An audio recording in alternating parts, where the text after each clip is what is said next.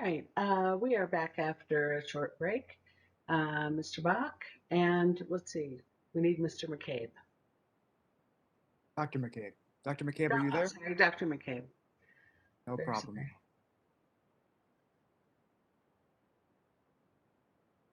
And I believe Ms. Fox will be doing the slides for us. All right. Oh, I see. Dr. McCabe needs to be made a panelist again.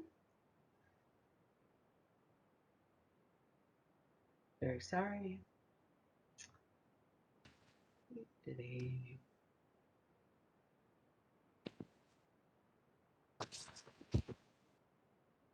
So thank you, Madam Hearing Officer. We will be starting off by offering a fairly detailed summary of our written direct and our rebuttal. And then we would propose to move straight into the SIR rebuttal given Dr. McCabe's availability constraints. And then offer him up for questions if that's agreeable. It makes sense to me. Mr. Bach, by the way, you're a little quiet. I don't know if there's a way for you to just get a little louder. I'll talk louder and try to move in a little bit. All right. Dr. McCabe, could you please state your name for the record? David Mccabe. And Dr. McCabe, what is your educational background? I have a BA in chemistry from the University of Chicago and a PhD in physical chemistry from the University of Colorado. And could you please describe your work background? I am an atmospheric scientist with the Clean Air Task Force. I have 11 years of experience studying emissions controls for the oil and gas sector. I have designed several studies on emissions of air pollutants from oil and gas facilities, and I am a co-author on a number of peer-reviewed publications describing those studies and their findings. I have provided expert advice on technical comments submitted on oil and gas emission controls and waste prevention measures proposed by the U.S. Environmental Protection Agency, the Bureau of Land Management, the states of California, Pennsylvania, and Colorado, and internationally in Mexico and Canada. In New Mexico, I presented to the Methane Advisory Panel in 2019 and also testified before the Oil Conservation Commission earlier this year regarding the waste prevention rule. And my CV is attached as Clean Air Advocates Exhibit number 2. Thank you, Dr. McCabe. Can you please summarize the opinions you will give in your testimony today? Sure. I will explain what pneumatic devices are, why these devices emit air pollution, and why it is so important to replace these outdated devices with non-emitting alternatives. I will review NMED's proposed regulation and explain that although we very much agree with the department's goal of transitioning to zero emission controllers, the schedule that the department has proposed is far too slow. This is particularly clear in comparison to the schedule that was recently adopted in Colorado with the unanimous support of industry. I will then explain why the board should adopt the joint proposal negotiated by Clean Air Advocates, EDF, Center for Civic Policy, NAVA Education Project, and Oxy, and which is also supported by the National Park Service. This proposal is very similar to the rule adopted in Colorado, although it is somewhat less ambitious. I will then address the cost of retrofitting polluting pneumatic devices. I will explain that NMED's analysis shows that retrofitting polluting pneumatics is a very cost-effective way to reduce ozone-forming emissions, and if anything, NMED overestimated costs. It is important to understand that switching to zero-emission controllers increases operators' revenues because they are able to sell gas that would otherwise be wasted. Zero-emission controllers also have lower maintenance costs than polluting pneumatic controllers. NMED did not account for these savings in its analysis, but even so, they found that their program was cost-effective. Our joint proposal with Oxy should have the same total costs as NMED's proposal, since we are simply asking for the retrofits to occur more quickly. Thank you, Dr. McCabe. And you filed direct and rebuttal testimony on behalf of Clean Air Advocates in this matter, which can be found at Exhibits 3 and 23, respectively. Is that correct?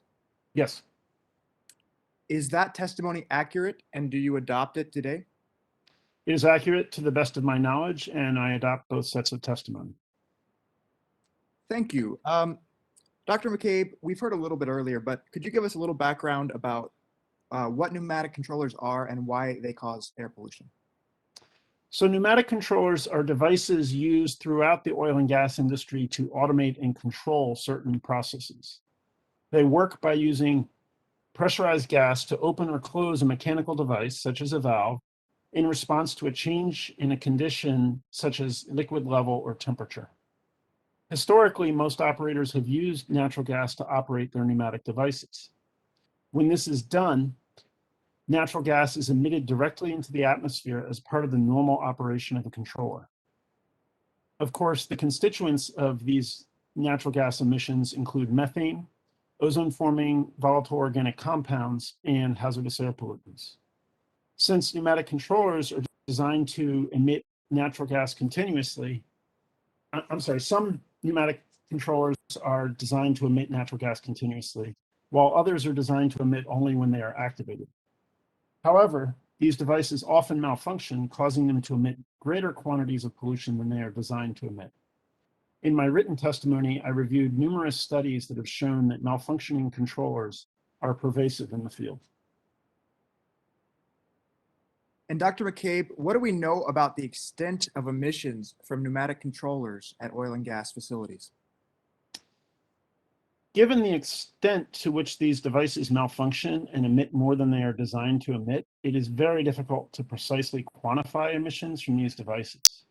However, based on our analysis of data collected for the Permian and San Juan basins in EPA's Greenhouse Gas Reporting Program, we estimate that there are over 118,000 pneumatic controllers in New Mexico that collectively emit about 108,000 metric tons of methane per year and about 30,000 metric tons per year of VOC.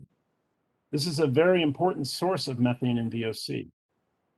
For example, NMOGA estimated that pneumatics released over 60% of reported methane emissions from oil and gas production in New Mexico for 2017. Other sources of emissions, in particular super emitters, are missing from those reported methane emissions. So we don't think that that 60% figure is precise, but it gives us an idea of the great importance of pneumatics emissions. Thank you, Dr. McCabe. Can pneumatic controllers that emit methane and VOCs be replaced with controllers that do not emit any air pollution at all? Yes, they can.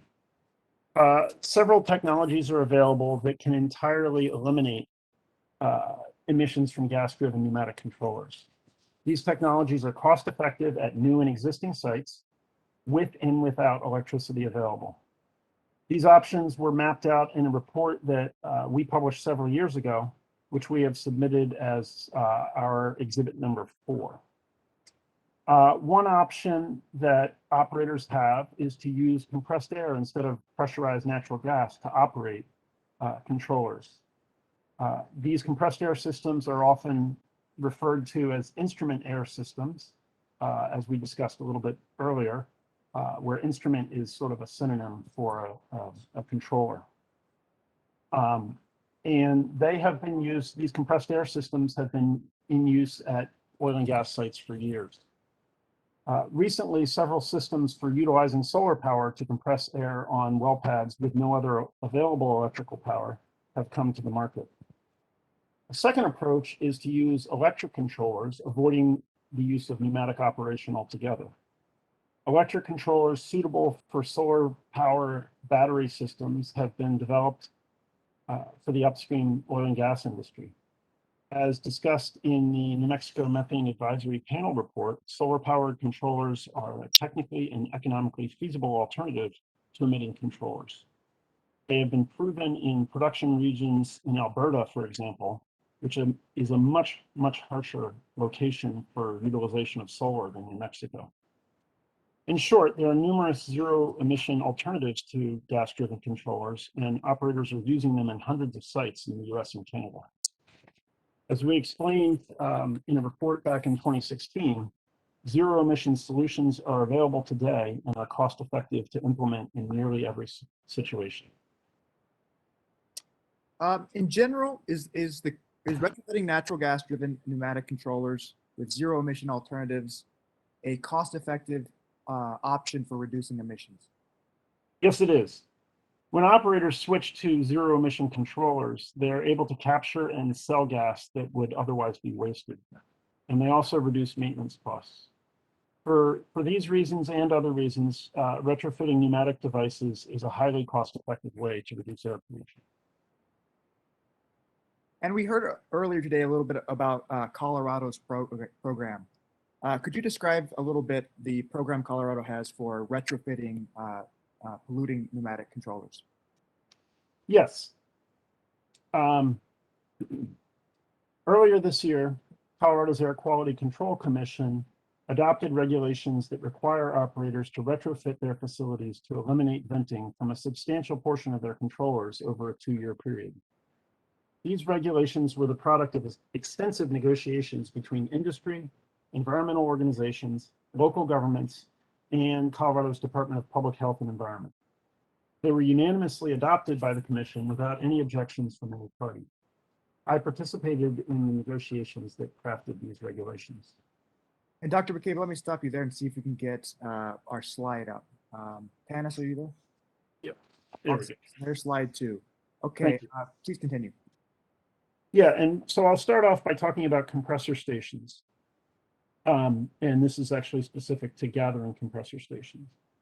For gathering compressor stations, these regulations require operators to look at all of the controllers they use and determine what percentage of them are already non-emitting. The operator must then retrofit a certain additional percentage of its controllers to make them non-emitting, as shown in this table.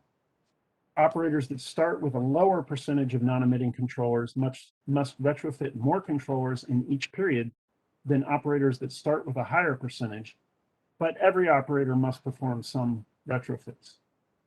For example, if all of an operator's controllers are emitting, so it has no non-emitting controllers, it would be in the bottom row of this table.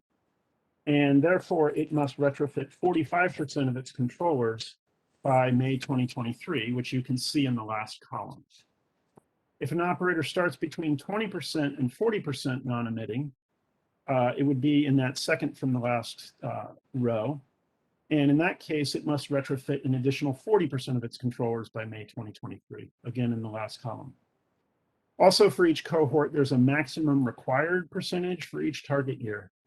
This provision is in the program so that operators that start near the top of one cohort are not required to pass operators that are in the bottom of the next higher cohort, which wouldn't be sensible.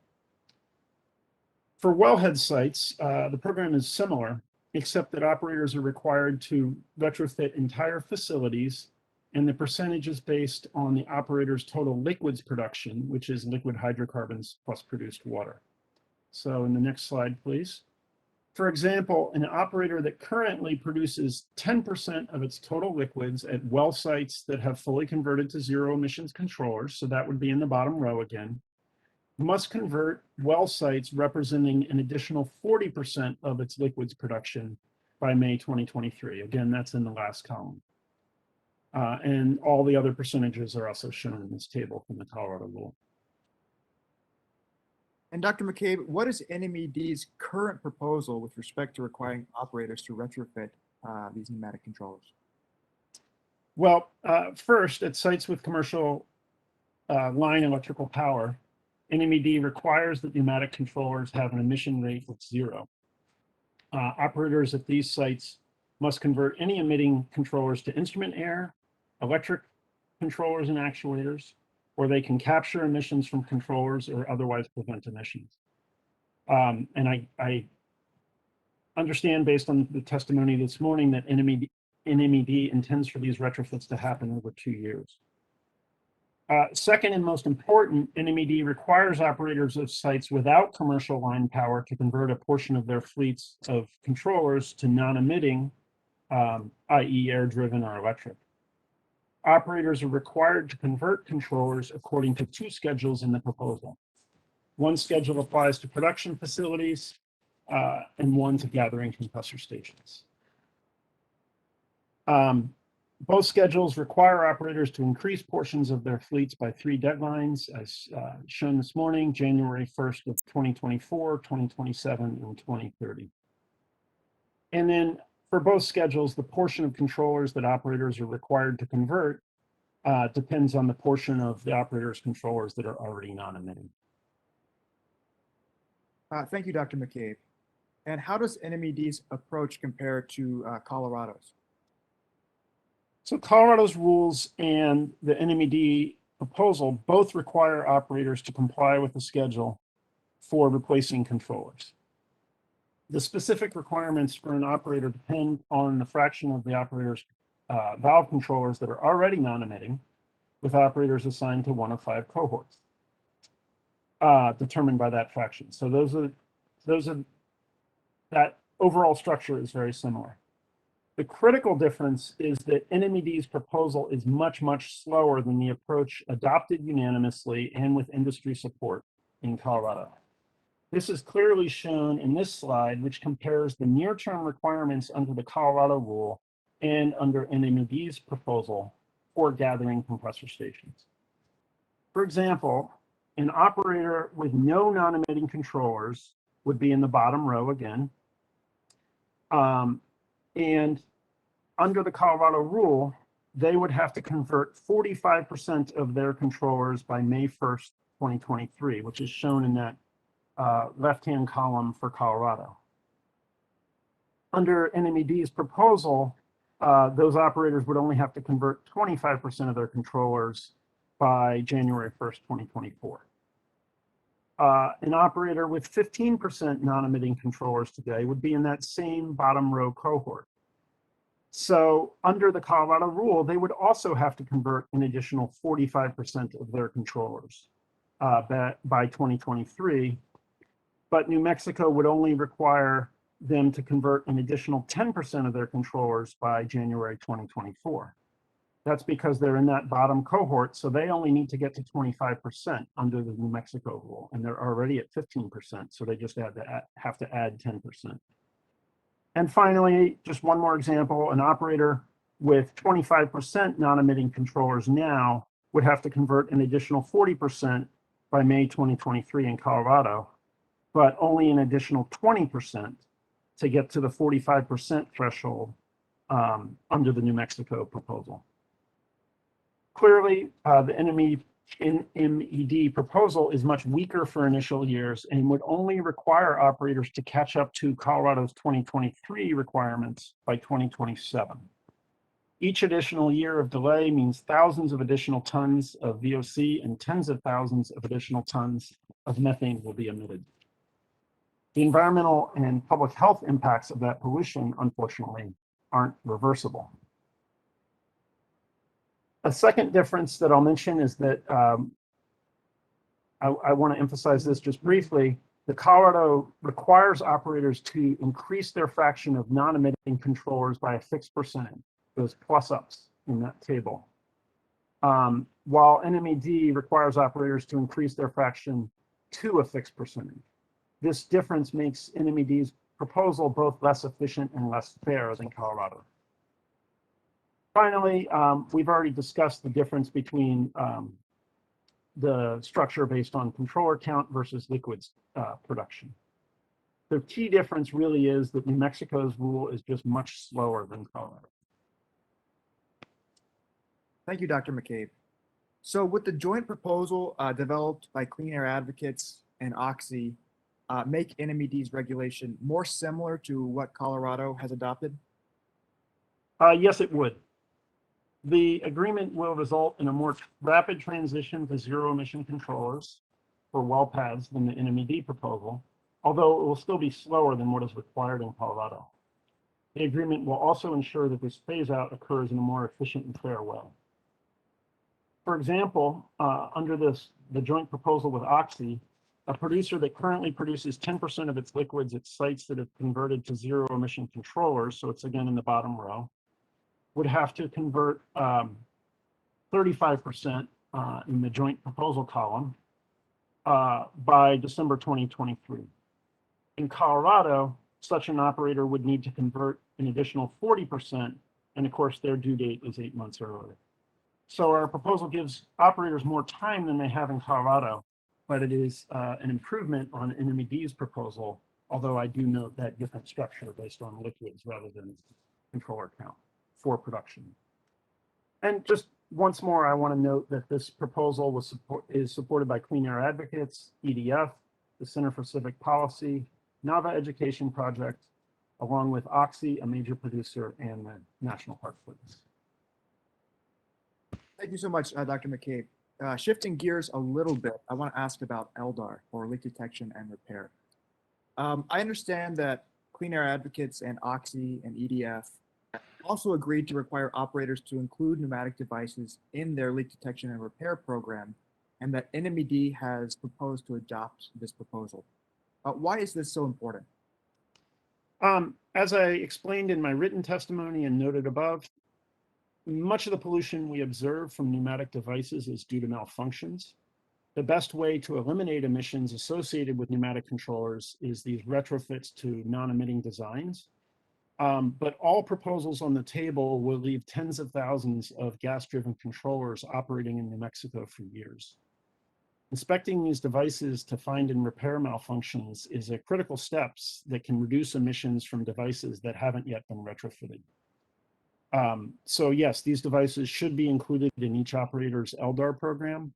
This is something that Colorado has required in the non-attainment area since 2018, and it extended it to the rest of the state in 2020. So yes, this is an important step to reduce emissions from malfunctioning controllers. And now let's talk a little bit about the costs of the various proposals. Did NMED estimate the cost of its draft provision? Yes, NMED estimated the cost per ton of VOC reduced under its pneumatics proposal. For wellhead and tank battery sites, it estimated a cost of $2,745 per ton of VOC reduced. For gathering and boosting stations, the cost was $2,596 per ton. These are reasonable costs. And is NMED's methodology for estimating these costs reasonable? NMED did use a reasonable approach to estimate costs, but it overestimated the net costs of pneumatic controller retrofits for several reasons. First, NMED did not consider the increased revenue that operators receive by selling gas that would otherwise vent. Second, NMED did not consider the maintenance savings that operators realize after switching to electric controllers or instrument air compressors. These savings can be significant since constituents of natural gas, especially raw gas used at production and gathering sites, can be chemically incompatible with components of the controller, and droplets of liquid that condense in components using raw natural gas can interfere with operation of the controllers. There are additional specific reasons that NMED overestimated the cost of retrofitting sites that are discussed in my written testimony. If these corrections were made, the analysis would show that the retrofit is even more cost-effective than NMED's analysis suggested. And how would the changes that Clean Air Advocates and Oxy propose for the retrofit provision change the cost of the provision? So the changes that we propose for the pneumatic controller retrofit provision simply accelerate the transition already required by NMED's proposal. The required pace of retrofits under the program would still be quite reasonable and somewhat slower than that required in Colorado. This accelerated schedule would therefore not increase overall costs in any significant way. At most, it would require operators and owners to incur some of these costs sooner than they otherwise might. But it will also increase cumulative environmental benefits and ensure that those benefits accrue sooner. So therefore, the changes we propose won't materially change the overall cost effectiveness of the program. And Dr. McCabe, you provided extensive rebuttal to Nemoga's cost analysis. Can you briefly summarize it? Definitely. Nemoga's consultant, Valor, made a variety of erroneous assumptions that lead it to overestimate equipment and installation costs. Most importantly, Valor uses an emission factor for intermittent bleed controllers that is implausibly low for New Mexico. It also ignores all of the ways that NMED overestimated costs, including the failure to factor in the value of the gas that can be sold if it is not vented. And finally, Valor greatly overestimated the cost of equipment and installations. One particularly notable problem with Valor's cost estimate for instrument air systems is that it was based on air compression equipment that is sized to provide a far, far higher volume of compressed air to the pneumatic controllers at a site than those pneumatic controllers would need based on Valor's claims about emissions from those controllers. Thank you, Dr. McCabe. I want to ask you about a particular proposal that Nemoga has set forth to create an exemption from the pneumatics retrofit program. Specifically, Nemoga proposes to exempt operators that produce less than 15 barrels of oil equivalent per well per day from the retrofit program. Do you agree with this proposal? No, I do not. Although Colorado has an exemption that is similar to the one that Nemoga proposes, it would not be appropriate to adopt this exemption in New Mexico. First, Nemoga is proposing to add this exemption to a proposal that is already considerably weaker than the Colorado rule.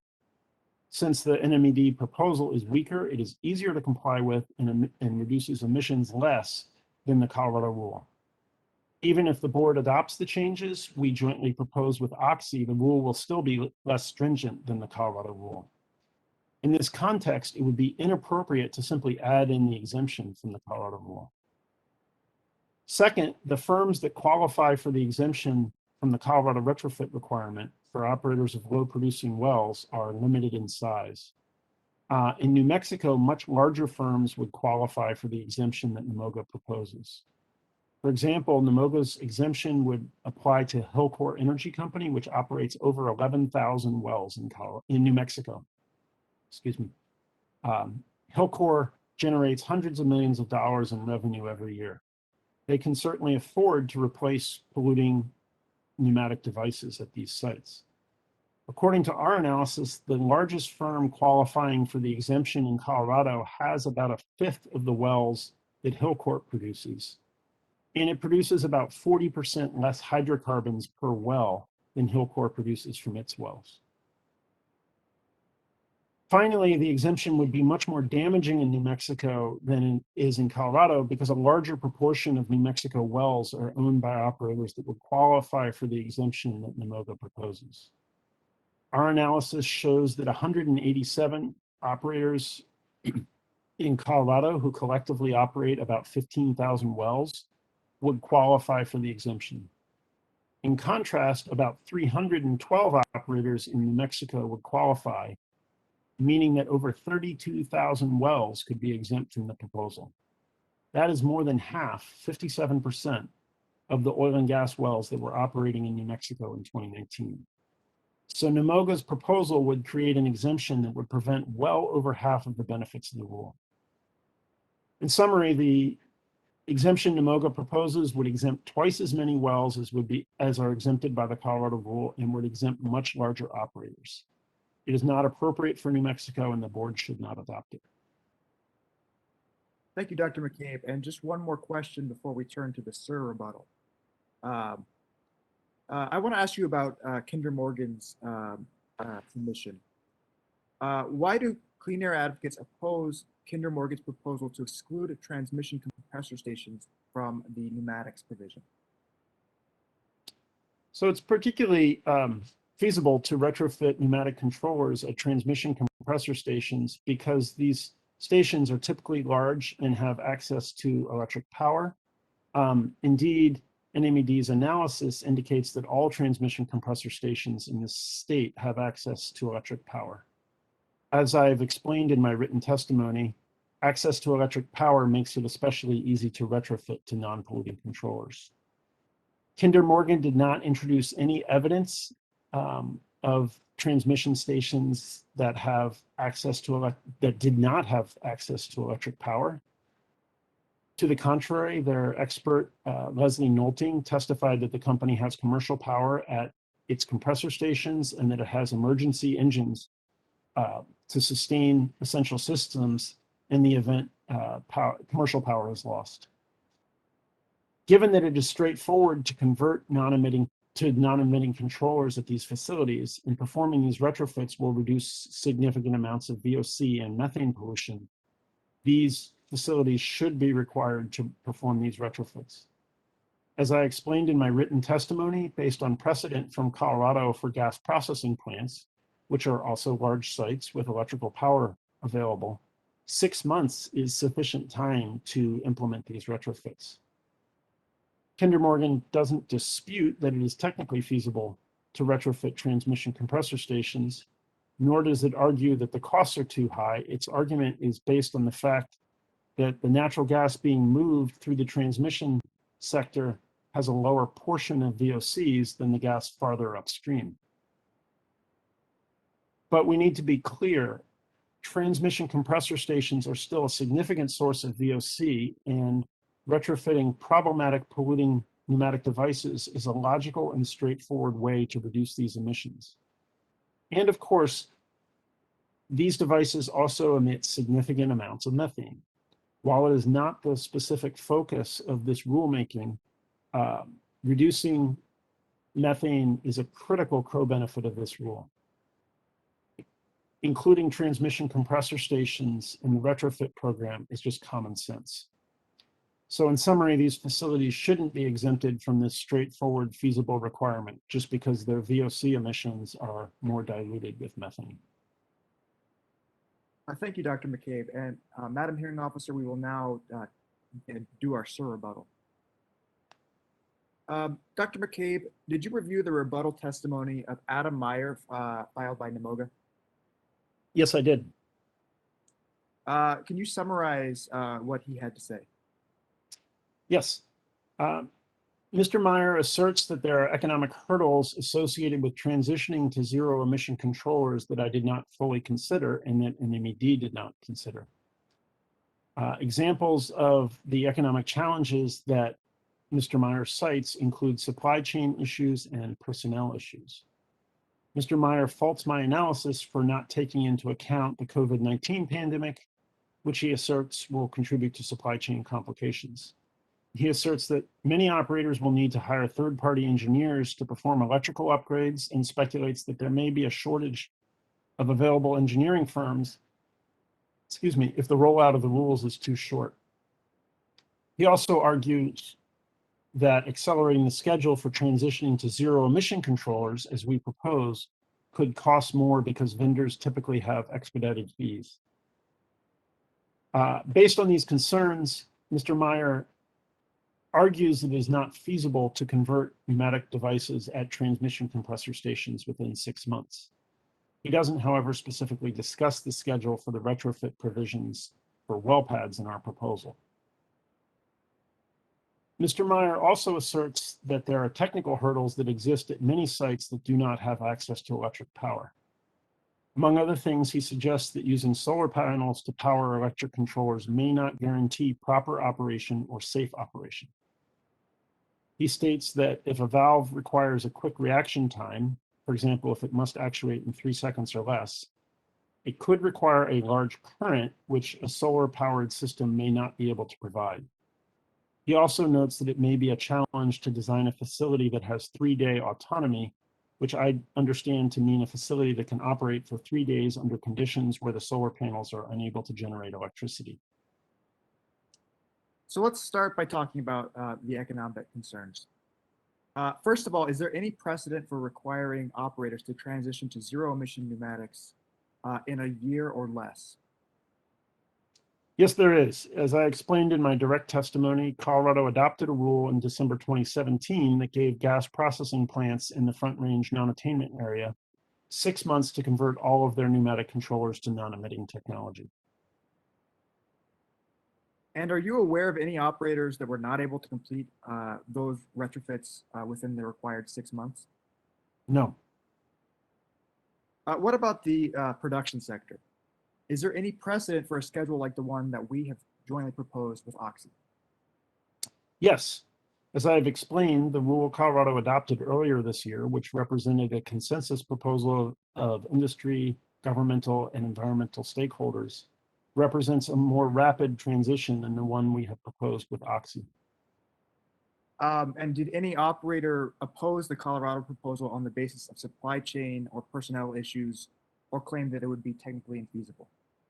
No, there was no opposition to the proposal. Did Mr. Meyer explain why he thinks it would not be possible to implement a proposal in New Mexico that is slightly weaker than the proposal that industry agreed to in Colorado? No, I did not see any discussion of the Colorado rule in that testimony.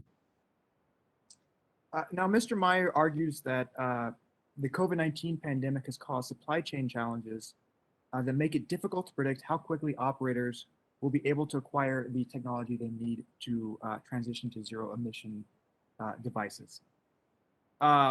Did the pandemic exist when Colorado adopted its comprehensive retrofit program in February 2021?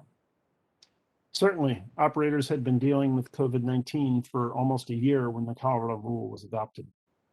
And did any operator suggest that the pandemic would make it impossible to comply with that program? No, no party objected to the Colorado rule, which, as we've stated, is more stringent than the proposal we have jointly put forth here with Oxy. And in your direct testimony, which we reviewed earlier, you set forth several reasons why you believe NMED overestimated the cost of retrofitting pneumatic devices. Can you just quickly remind us why you believe that was an overestimate? Yes, we listed at least 4 reasons in our written direct testimony. First, NMED fails to account for the increased revenue operators obtain when they retrofit to zero emission controllers and are able to sell the gas that they would otherwise vent. Second, NMED fails to account for maintenance savings that operators realize when they convert.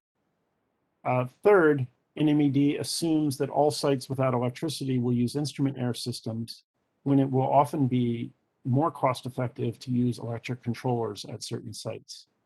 And last, or fourth, NMED implicitly assumes that operators would conduct several partial retrofits at each site instead of retrofitting all of the controllers at a site at the same time, just given the structure of the cost calculation.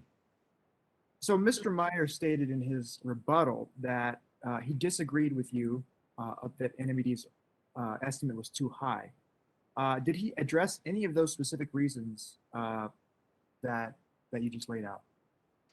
No, to my knowledge, he never addressed the increased revenue argument, the maintenance savings argument, the ability to use electric controllers instead of instrument air systems, or the ability to retrofit sites one at a time instead of this partial retrofit that NMED implicitly models. Thank you, Dr. McCabe. We have 2 more questions for those keeping score at home. Do you have any response to Mr. Meyer's assertion that solar power is not viable for controllers that must activate quickly? Yes. Electric controllers systems powered with solar have been in service for years at Northern Alberta production sites, which are far, far more challenging for solar power than New Mexico locations for several reasons, having to do with sunshine and snow cover and battery performance in extreme cold. These systems have been proven at a variety of production sites, including newer, higher production sites where large valves must frequently actuate. Additionally, it is important to note that it is possible to retrofit controllers even at sites that do not have access to the grid by using a solar system to compress air. This compressed air can then be used to activate the controller, which can allay operator concerns about rapid actuation. The important point is that there are zero emission options available for virtually every type of controller at virtually every facility. So there really is no technical reason we can't be converting the lion's share of controllers in the field. That is why industry was able to sign on to the Colorado rule adopted earlier this year. And finally, Dr. McCabe, Mr. Meyers stated that he was not able to find anything in your direct testimony to support your assertion that thousands of additional tons of VOCs and tens of thousands of additional tons of methane will be emitted if the retrofit program is unnecessarily delayed. Can you provide the support for that assertion? Certainly. In my direct testimony at pages 7 and 8, and earlier in my oral testimony today, I explained that there are about 118,000 pneumatic controllers in New Mexico, and that we estimate that they collectively emit about 108,000 metric tons of methane and 30,000 metric tons of VOCs per year. Each additional year you wait to retrofit means an additional year of emissions. Under our proposal, less than 10% of the controllers in the state would be emitting after 2027. Under NMED's proposal, some operators might have 35% of their controllers still emitting in 2027. They wouldn't catch up to our targets until at least 2030. So that's a significant number of controllers continuing to emit for 3 years, which would certainly be expected to result in thousands of tons of VOCs and tens of thousands of tons of methane that could be otherwise avoided. Thank you, Dr. McCabe. With that, we will open it up for, I suppose, cross-examination and then board questions.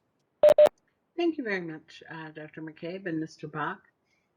Please, if you are a party representative, turn on your screen for cross-examination. Mr. DeSalen, I see you on screen. Thank you, Madam Hearing Officer. Good afternoon, or good morning, Mr. Bach, Dr. McCabe, excuse me. My name is Charles DeSalen, and I'm an attorney representing the New Mexico Environmental Law Center. Mr. DeSalen, I'm sorry. And I just have Mr. DeSalen, I'm sorry. You're breaking up quite a bit. I'm wondering if it would help to turn off your video. I'm sorry. I apologize, Madam Hearing Officer. I will do that. Again, good morning, Dr. McCabe. My name is Charles DeSalen. I'm an attorney representing the New Mexico Environmental Law Center, and I just have a couple of clarifying questions here. Am I coming in well now? Yes, thank you. Thank you. So first of all, Dr. McCabe, you mentioned that there were several organizations that are supporting your proposal or the proposal to more quickly require retrofitting to replace pneumatic controllers. Are you aware that the New Mexico Environmental Law Center also supports that proposal? Yes, sir. Okay, thank you. And then the second question I have is, you testified, I think, about a NMOGA estimate that some 60% of the emissions are from pneumatic controllers. Do you recall that testimony? Yes, sir. To be specific, it's 60% of reported emissions. Thank you. Okay. I appreciate that correction. And you stated that you didn't think that that 60% figure was precise. Is it your view that that 60% figure is an underestimate or an overestimate? So the 60% figure is a portion of total emissions, and it is actually something of an overestimate because the total emissions in that case do not include emissions from super emitters. Right. Okay. Thank you. That's all I have, Dr. McCabe. Thank you, Mr. DeSalen. Ms. Gutierrez, I see you on screen. Yes, thank you, Madam Hearing Officer. Good afternoon, Dr. McCabe. Ana Gutierrez here with Hogan Lovells on behalf of Kinder Morgan. It's good to see you again. If I understood, I have just a couple questions here. If I understood your testimony correctly, it's generally your position that Colorado's rule is a good model for New Mexico's rule. Is that right? As a starting point? Yes, in general. And is it correct that the Colorado rule does not regulate transmission compressor stations? That is correct, because transmission compressor stations are covered under different provisions. but not with respect to the pneumatics rule we're discussing. Correct. And then in your testimony, you made some general statements about it being, straightforward to retrofit controllers to non-emitting at a location with commercial power. Did you present technical data or analyze the ability of an operator, assuming the 6-month time frame, if a transmission compressor station would be required to modify or increase commercial electric power because that power source is inadequate for additional equipment? Did you evaluate those costs and feasibility concerns? Not directly. Thank you. We have no further questions. Thank you very much. Thank you, Ms. Gutierrez. We pause in the event. Oh, Mr. Heiser. Thank you, Madam Hearing Officer.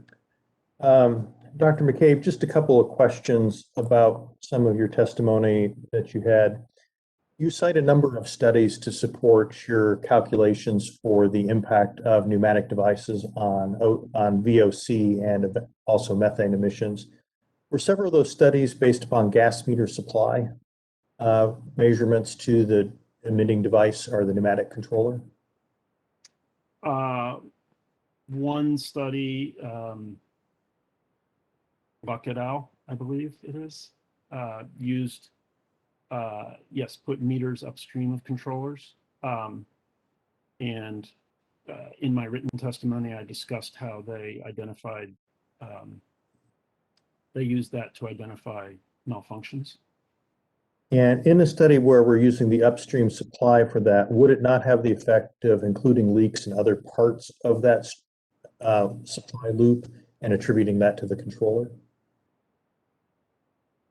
It could.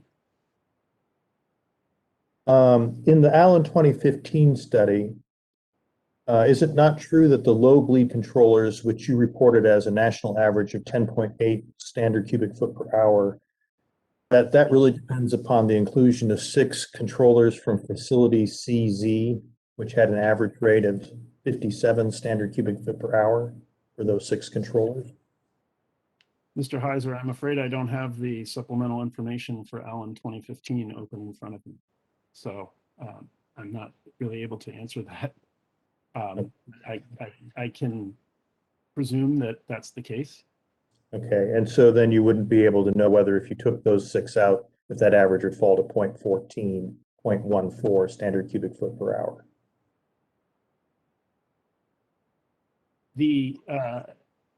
Throughout the oil and gas industry, we have situations where a small number of devices, sites, or pieces of equipment emit vastly more than other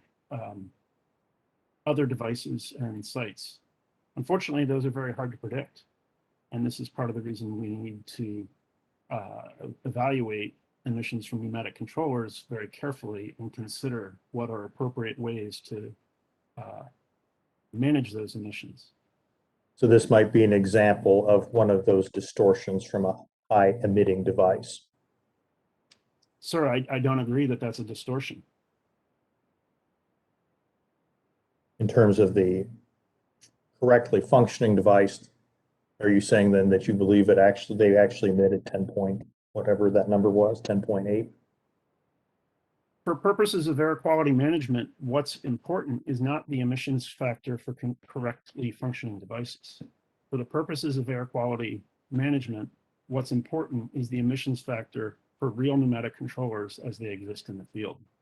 Well, I thought, Dr. McCabe, excuse me, that your proposal and the proposal from NMED were that we would do leak detection and repair and hence fix those devices should they be leaking. So doesn't that make the regular emission rate a little bit more relevant here?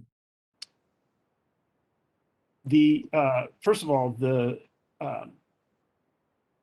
let me be clear that we support the find and fix provisions, as we call them in Colorado.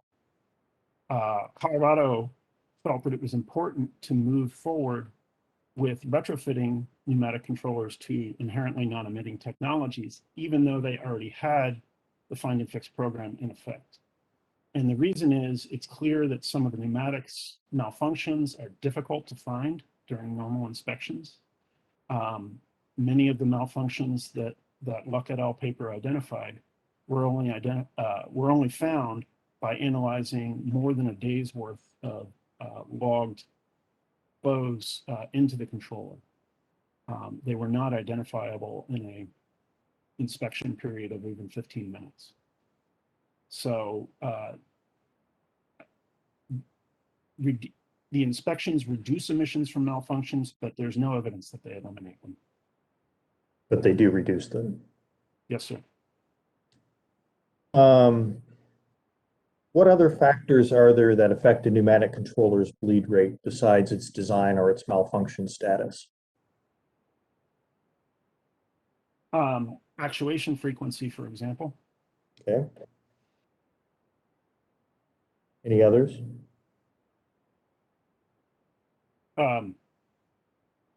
Maintenance status, whether it's a low bleed or a high bleed, which I guess you might consider a design feature. There are many, many, many factors. Okay. Are you an engineer? No, sir. Okay. In Exhibit 3, your Exhibit 3, page 23, you criticized NMED's cost analysis because it failed to account for alleged economic benefits that industry receives from the recapture of gas. Did you ever quantify that benefit? It is quantified, for example, in the cost estimation tool that we utilized. We have estimated that ourselves. We have not submitted it, and I don't have that cost, that effect on cost at my fingertips. I can provide those later if that would be of use. Okay. And then you also criticized NMED's cost analysis in more or less the same place in that exhibit, as it failed to account for maintenance savings. You're not suggesting by that, are you, that electric or air systems also don't have maintenance costs? No, the maintenance savings that are discussed in, for example, the report that Carbon Limits produced for Clean Air Task Force are net maintenance savings. So they consider the how much less maintenance is needed at the with the non-emitting alternatives. But I agree that the replacement systems also need maintenance. Okay. In rebuttal exhibit 23 and page 14, I believe you said that you agree that it's more cost effective to look at conversion of sites as a whole rather than a piecemeal basis. Is that correct? Yes, sir. And then in page 15, you state that instrument errors should be sized, I think you said, at the venting rate plus approximately 25%. Yes, I believe that's right. Do you have any personal experience in contracting for electrical service at the oil and gas well site or processing facility? No, sir. And did you provide any alternative costs to those that were provided by Valor EPC?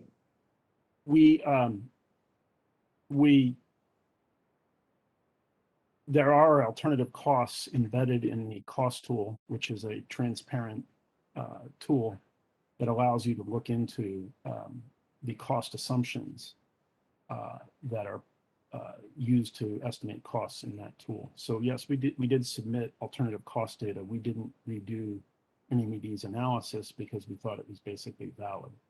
Yeah. But we didn't. So yes, we did submit those alternative costs assumptions, but we didn't highlight them. And do you believe that Eldar systems or Eldar generally results in significant emissions improvements or not on pneumatic devices? Yes, they've been. I think that's been a little hard to pin down because the behavior of pneumatics is so hard to predict. And then in your rebuttal testimony, I think that there was a question from Mr. Bach about that precedent for short-term retrofit, and I believe you gave an example from Colorado. Wasn't that example for gas processing plants? Yes, sir. Aren't gas processing plants tend to be larger facilities that are manned? Yes, sir. All right, those are my questions. Thank you very much, Dr. McCabe. I appreciate your testimony. It was very informative. Thank you. Thank you, Mr. Heiser. If your counsel or party with a question of Dr. McCabe, please turn on your screen. I'm seeing no one else among the parties, so I will turn to questions from the board. If you're an attendee on this platform and would have a question, please reach out through the chat while we are taking the board's questions. Madam Chair, do you have questions of Dr. McCabe? Thank you so much, Madam Hearing Officer. I do have a few questions. I was trying to take some notes here. I think Mr. Heiser had brought some of these questions up in his cross-examination, but I just wanted to get my head around.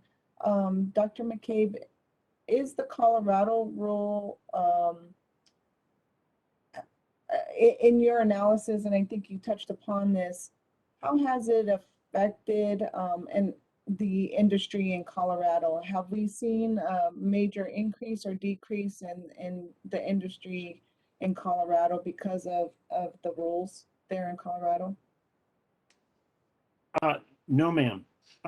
What we have seen, looking back historically in Colorado, is that Colorado has put in place rules starting in 2014, which comprehensively address these sources of VOC and methane from many, many different sources. And of course, when you look at production or drilling activity in any state, there's huge changes over time, right? And I believe in some rebuttal testimony we submitted, some written rebuttal testimony we submitted, I compared Colorado to two other states, North Dakota and Oklahoma. And what you see in that, in North Dakota and Oklahoma have not put in place those protective rules to limit methane and VOC pollution. And what you can see when you just do that in comparison, just by comparing the states, then you can see that the trend over time in Colorado is matched pretty much exactly by the trend over time in Oklahoma and North Dakota. So things are changing a lot, but it's not because of these rules. It's because of the price of oil, price of gas, and the reason I chose Oklahoma and North Dakota is it's also changing because so many of the resources are flowing to the Permian Basin. So over time, for example, the rig count is lower over time in all of the states than it starts. So no, we simply don't see the any sign of economic problems besetting the industry as a result of these rules when we look at the data from Colorado. So given some of those examples you used with Oklahoma, North Dakota, and Colorado, and then you have mentioned the Permian Basin, where are we in terms of Colorado being on the scale in terms of nationwide, the amount of production they have? Or I think in previous testimony during this hearings, we're at New Mexico's at second in terms of the producers, the state as a nationwide producer. Where is Colorado on that scale?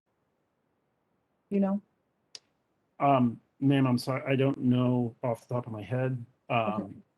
It's in the top 8, but I'm not 100% sure. You've got Alaska and California that are also major producers, Oklahoma. So I'm not really sure where it lies, but it is a significant producer. And so Oklahoma, what would you say in your review is are Oklahoma rules less strict than Colorado and New Mexico? That's my understanding. Okay. and less strict in terms of monitoring and inspection and the requirements for retrofitting. Is that what that's what I'm trying to see, is that what in your mind what is less strict? All of the above, yes, ma'am. Okay. I think that's all I have for right now, Madam Hearing Officer, and I may have some additional questions later. Thank you. Vice Chair Trujillo Davis. Thank you, Madam Hearing Officer, and thank you, Mr. McCabe, for your testimony and for the examples and stuff that you put in your exhibits. It was very explanatory as I was looking through them. I was curious, though, are you familiar with the construction differences between Colorado facilities and Permian Basin facilities? And did you account for that? No, I don't have data available on those construction differences. Okay. I'll reserve the rest of my questions for later. Thank you. All right, thank you. Member Cates? Member Cates had said he'd be off and on today. Member Bitzer? I have no questions. Thank you. Thank you. Member Garcia? I'm sorry, Madam Hearing Officer. This is Member Cates. Yeah, no questions. Thanks for asking. Oh, thank you, Member Cates. Member Garcia? So I just have a couple of questions. I was going to ask exactly what Chair Sweeney asked about the impact to Colorado. Let me ask you, sir, I know you're not an economist, but you do have a pretty good feel for the industry. And I asked this of another witness, I think it was Mr. Smitherman, but I will ask you the same thing. I understand that regulation does play an important role when a company is determining cost effectiveness of continuing their work or whether to shut down a well, et cetera. Would you say commodity price was the most important factor in determining whether they should move forward with production or not? Yes, I would agree with that.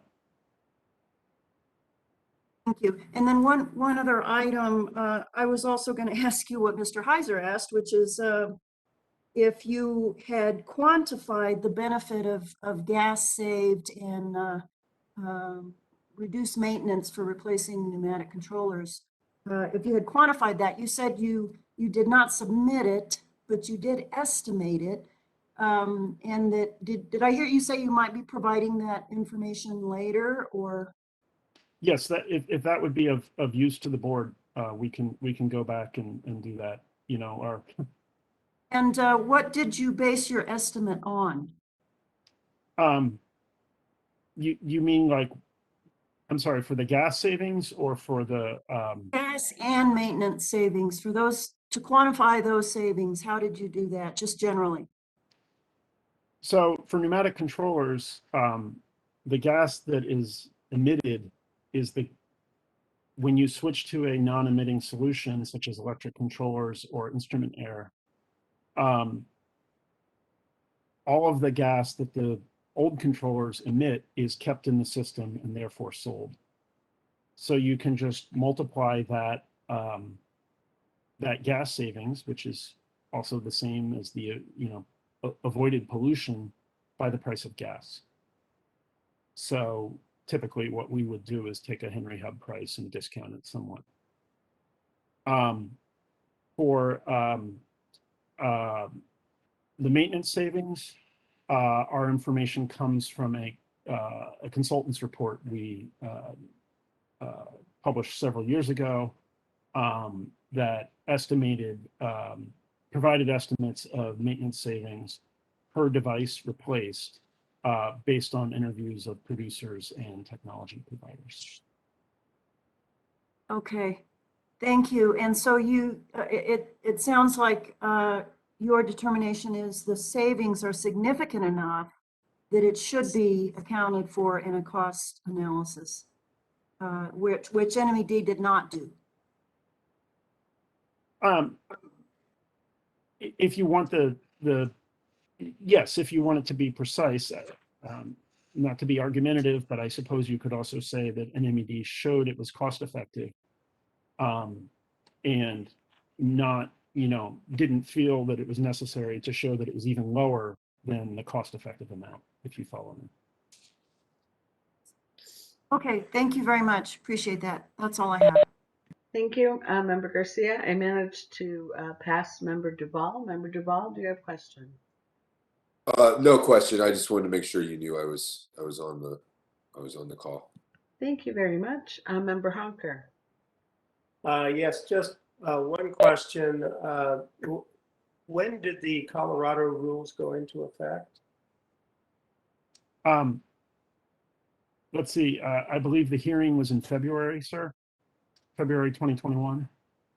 And the retrofit provisions, go into effect on that schedule. So actually the first date under their program is actually May 1st, 2022. And then the second date is May 1st, 2023. And we were comparing the 2023 requirements, the cumulative requirements up till 2023 to the NMED requirements for 2024, just because those were close in time. But in the case of Colorado, that the May 1st, 2023 deadline was over 2 years after they finalized their rule. Yes, sir. Okay, just want to make sure I was clear on that. Thank you. Nothing else. Thank you. Vice Chair Trujillo Davis, do you have more questions of Dr. McCabe? Yes, just one more question, and I apologize, it just kind of popped up right after I finished. I was thinking about the transition times that you talked about with Colorado and the transition times that you were identifying with NMED, and I'm curious, was in either of those cases, were there any analysis done on the grid that supports those locations, and if it can support those timelines as well? I've lived in Southeast New Mexico for 13 years, and the power grid's always been a little bit behind. So I'm it's kind of where my question's coming from. Not to my knowledge. Again, industry, obviously fully supported the rule. I want to be clear that I've not seen any indication that any significant operator in Colorado anticipates that connecting to the grid will be, that they will depend on grid connections in order to comply with the Colorado program. They also express frustration with the difficulty in getting connected to the grid. And so, to my knowledge, there's no dependence on that connection for compliance. And I appreciate you using Colorado as a template, but really we're talking about New Mexico, and so I'm just curious, was any investigation done into either the San Juan or into the Permian? Because I mean, that's really where we're talking. So these devices are, these technologies have been proven in a number of places, actually more to the north of Colorado than in Colorado, to my knowledge. So we believe they're generally applicable technology. And we haven't done a Permian specific study or a San Juan specific study. But we do believe that the lessons learned from the many places where these devices are in use are valid in New Mexico. And I will say, one more thing, which is several of the vendors of these technologies are very much focused on the Permian and are selling these technologies in the Permian. And I apologize if I wasn't clear in my questioning. I am not questioning your device or the devices or the technology at all. I was really focusing on the timeline and that transition. So that was really where my questions were going, not so much the technology. But thank you for answering that question about Permian specific studies. So I don't have any more questions. All right, thank you, Vice Chair. Mr. Bach, has this questioning raised any redirect for you? No redirect, Madam Hearing Officer.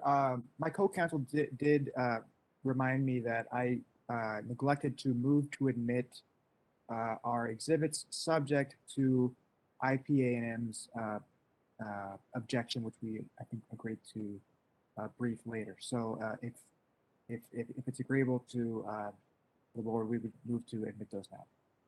Yeah, and actually that is something we need to talk about. I was hoping to talk about it with council before we broke for lunch. So thank you very much, Dr. McCabe. I'm going to move to a different topic here. And this discussion really is for council more than the board. I would very much like to pack as much real testimony into the day between, say, 9 and 6 as possible without using that time to have lawyer argument because the board it certainly can hear it if they want, but they don't need to. So we have a number of motions, including one I saw this morning. We've already had some testimony subject to objection on the record, and yet I feel like the motion that was filed this morning is going to have rather more significant impact on what we do or do not hear tomorrow on Eldar. So my question of council, happy to take anyone's opinion, is whether we should take that up at the end of the day today, when hopefully we will be done with the pneumatics testimony, or whether we should take it up tomorrow morning before 9. It doesn't matter to me. I see Ms. Fox and Ms. Katz. Ms. Fox? Thank you, Madam Hearing Officer. I think whether we argue it today or tomorrow morning, I would defer to Mr. Heiser because he'll be preparing his response. Mr. Heiser?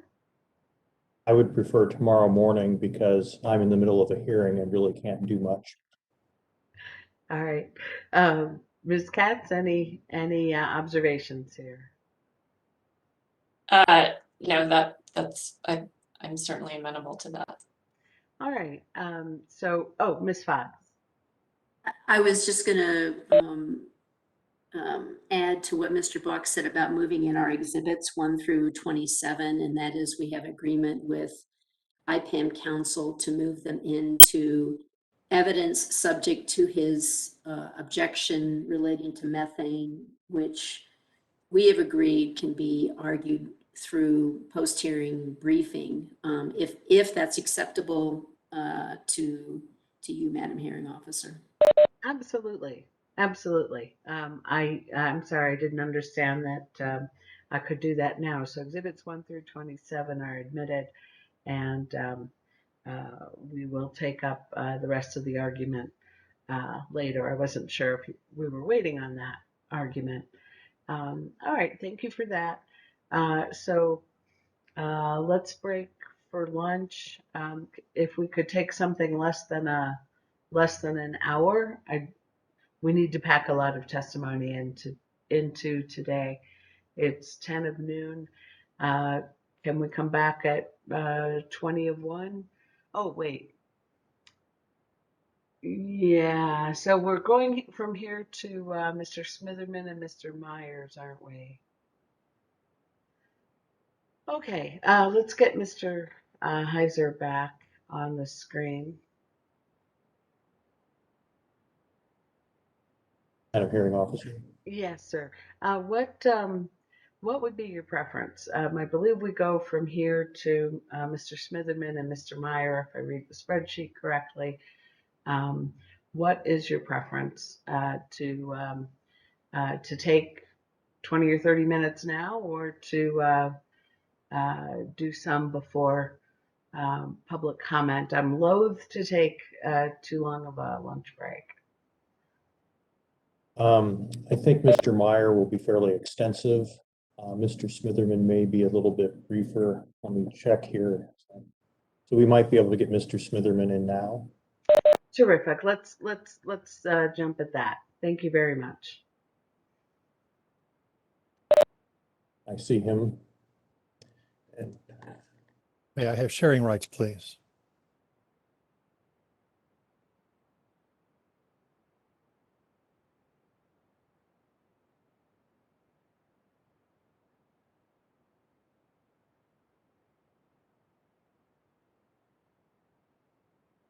Mr. Smitherman, while you're getting yourself up, can you go ahead and state your name for the record? Name is John R. Smitherman. And you've previously adopted your testimony, which is found in NMOGA Direct Exhibit A1 and Rebuttal Exhibit 41, correct? That's correct. Do you have any changes to that testimony as it relates to this topic? I do not. Okay. Let me Did you prepare? stop just a second. I've got the wrong file up. That would be unhelpful. That would be unhelpful.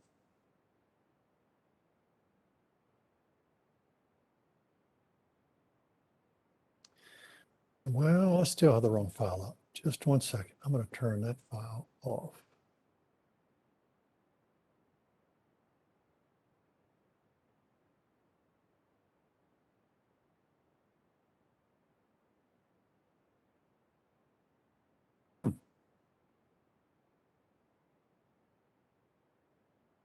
Is this the one you're looking for? Oh, Oh, is that working?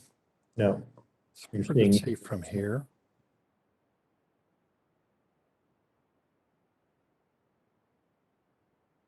Is that say Sir rebuttal? it says Sir rebuttal testimony of John Smitherman. Perfect. Okay. So, Mr. Smitherman, did you prepare some testimony on the pneumatics issue? I did. Would you like to provide a summary of that testimony to the board, please? Be happy to do so. Thank you for the opportunity. I'd like to first, in essence, compliment the NMED for a change that they made in the bleed rates definition. As you already heard today from a couple of different witnesses, a properly functioning intermittent device does not have a bleed rate. And that's an important distinction in making sure that this rule basically applies to the facts. So I want to move on from there.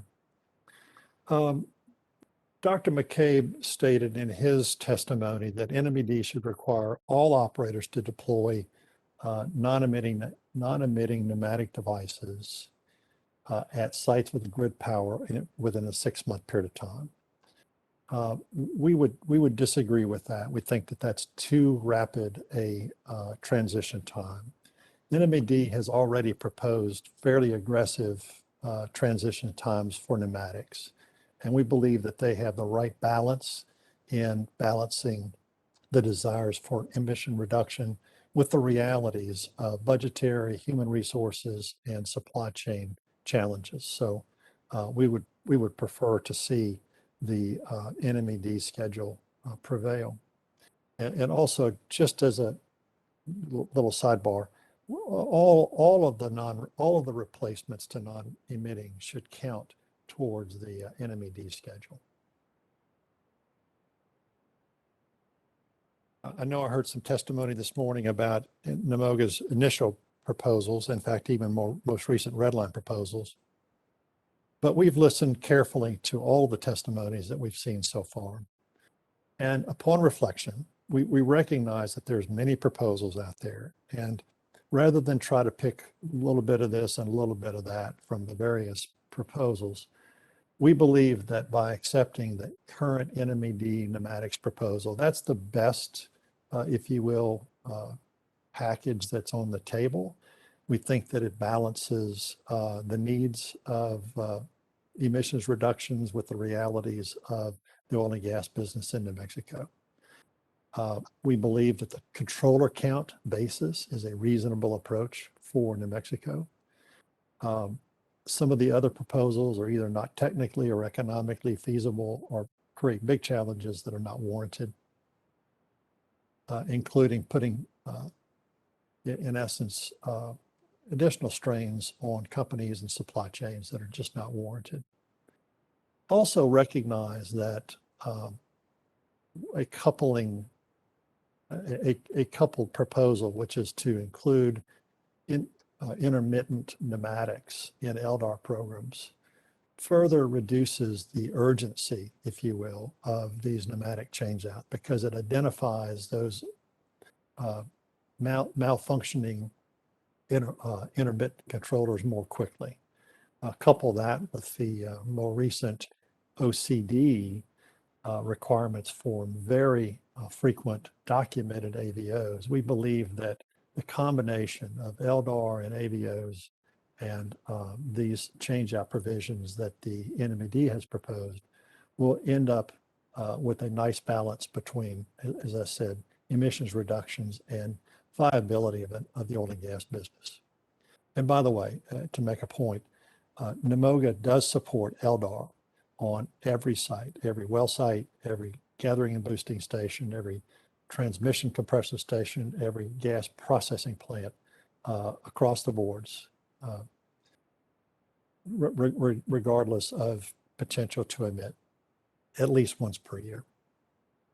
And part of that NMOGA adoption of the NMED proposal is based on our understanding that the short time frame for the line power issue is going away and that could be addressed as part of the overall approach towards phasing these devices out. Is that correct? That's correct. And lastly, I'd like to approach a topic that was just discussed by Dr. McCabe and the board. This concept that somehow the additional revenues from these gases that are not emitted once you switch from a gas emitting device to a non-emitting device, it's somehow that's going to make a significant impact on the cost effectiveness, in fact, even the cost, net cost of these changeouts. Dr. McCabe says that the gas that you don't emit adds to the revenue. That's a true statement, but it's only part of the story. And it really, it ignores the rest of the story, which is it costs money to change these out. So you need to compare the cost of the change out with the additional revenues that come from that change out. I've used the ERG, NMED's numbers, basically ERG's numbers, in doing an analysis of a change out. I used an air compression system with 100 controllers. So it's a fairly large one. And by using the larger choice, they had several choices in their underlying work. It is the least costly of those air compressor changeover systems on a per controller basis. So the cost of the installation of that type of a system, that large system, is $719 and some change for the upfront cost to change. Now you also have cost of operations, and you heard a lot of discussion about maintenance and the difference in making sure that you kept the maintenance cost in there. This number here that I show you, again, these are ERG's numbers, $247.80 per year per controller. Now that does include maintenance cost, and I did not include maintenance cost on the ongoing use of the underlying gas emitting controller.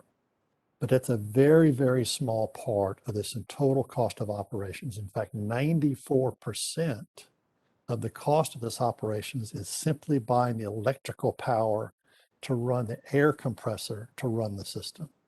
So even if you decided that for some reason you thought that the maintenance cost on the existing system is equal to the maintenance cost on the air compressor system, then this is substantially still correct. These systems have an estimated 10-year life. So you take the cost of installation and 10 years of operations to get a full cycle cost of around $3,200 per controller. Now let's offset that with those revenues that we're supposedly going to get when we convert. We are going to get when we convert. I used an emission rate, again, that came from the ERG study. That's basically came from EPA work of 1.37 standard cubic feet per hour. That's associated with a low bleed device. Now, anecdotally, I've spoken to many operators in New Mexico, and many of them have already changed out high bleed devices to low bleed devices virtually or intermittent devices everywhere. So I think it's appropriate for us to compare the gas, the additional gas that gets sold based on a low bleed device. That 1.37 SCF per hour, standard cubic feet per hour, relates to basically 12 MCF a year per controller. And at a $4 gas price, and once again, I keep hearing this too, just take the gas multiplied by the price. We don't get the whole price.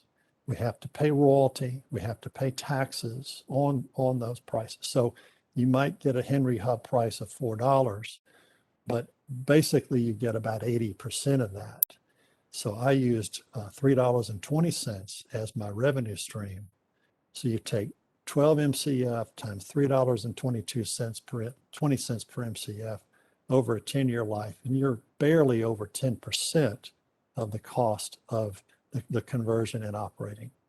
So I do believe that you get additional revenues. There's no doubt about that, but that doesn't tell you the whole story. These things won't pay out, and I think that NMED has properly recognized that. That concludes my my testimony, sir. Thank you, John. Madam Hearing Officer, I'll make them available for questions. Thank you. If you would briefly stop sharing your screen. I see Mr. Bach on screen. Mr. Bach, do you have questions of Mr. Smitherman? I do. Hello, Mr. Smitherman. Hello. I represent the Clean Air Advocates. I think you know who we are, the groups we represent. Could you speak up, sir? Sorry, yes. Hello, Mr. Smitherman. I represent Clean Air Advocates. I think, I'm sure you probably know the groups that are included in that. Could we get that slide back up?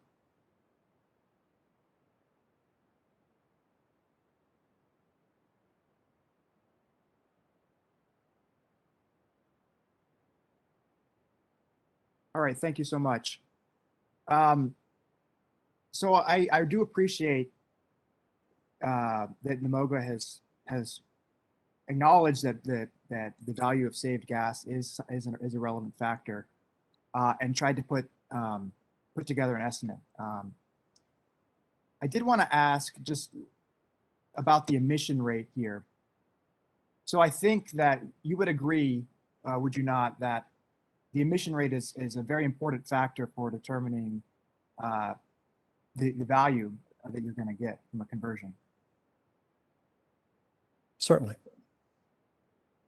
And I think you said that you used the 1.37, which is the subpart W emission rate for this analysis. Is that correct?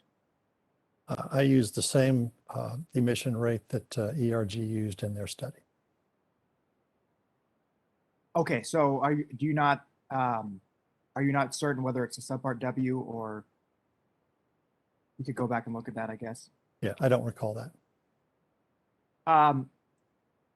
But you would agree that if the emission factor, if the board were to determine that emission factor is too low, this analysis would not be would need to be updated to reflect that.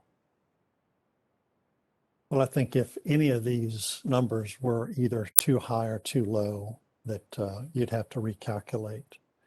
For example, the cost, I used what I thought was the lowest cost option for the installation itself.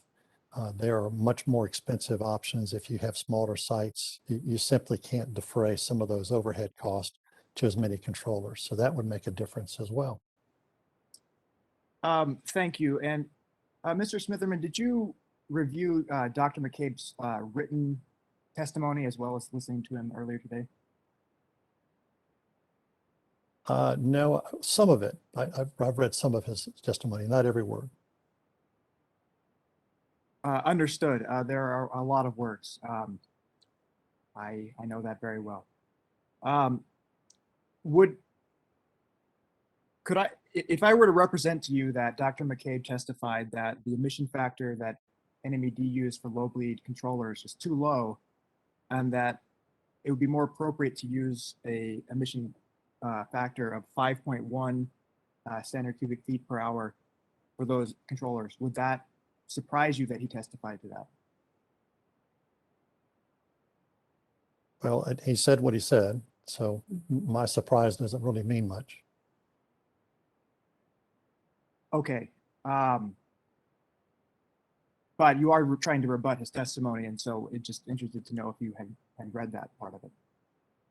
I'm not trying to rebut his whatever claims that he has for an emission rate. I'm using an emission rate that was consistent with what NMED has used, in essence, to try to come to some common ground with some of the testimony that's out there.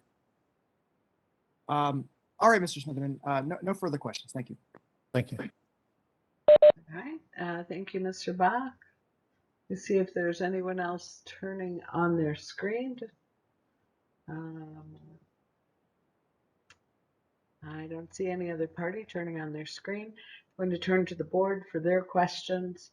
While I'm doing that, if you're an attendee on this platform and would have a question, please reach out through the chat. Madam Chair. Madam Hearing Officer, I don't have any questions at this time. Thank you. Oh, I see Ms. Katz. Yes, Madam Hearing Officer, I know that we're in this weird time, but I do think for these, we were still planning to try to put the witnesses on generally in a panel, all the witnesses for the party and so I believe Namoga has another witness, and then it was supposed to be board questions, but anyway, so we're getting a little off, but I guess maybe it's fine since we're falling in this strange time right now at lunch and public comments. All right. I'm sorry. I thought I had confirmed earlier we were going back to Plan A with questioning. So more, yeah, except that the witnesses would be a panel for the board, not after all the parties, but the same witnesses for a party would sit for cross as a panel and then would sit for board questioning as a panel. So it was kind of not, that applies to both plans. All right. Thank you for that. Mr. Heiser, would you like me to wait for board questions of Mr. Smitherman until after Mr. Meyer has spoken? I don't know that it's necessary, Madam Hearing Officer. I would rather, if the board wants to ask questions before lunch so they don't have that break, I would indulge the board. If they'd like to wait, I'm also good with that. All right. Vice Chair Trujillo Davis, do you have any questions of Mr. Smitherman? Yeah, just one. Mr. Smitherman, the slide you put up, it kind of triggered a little bit of deja vu for me. So I'm curious, when you were looking at these numbers and putting them together, was any of this work kind of done back when Subpart W was being implemented? Was there some leading up to where we're at now with that work that was done then? Madam Vice Chair, I was not involved in any of that work. So if there was some work that was similar to this, I'm not aware of it. This was original work by me. Oh, okay. Thank you. I appreciate the information. Thank you, ma'am. Thank you. Member Cates?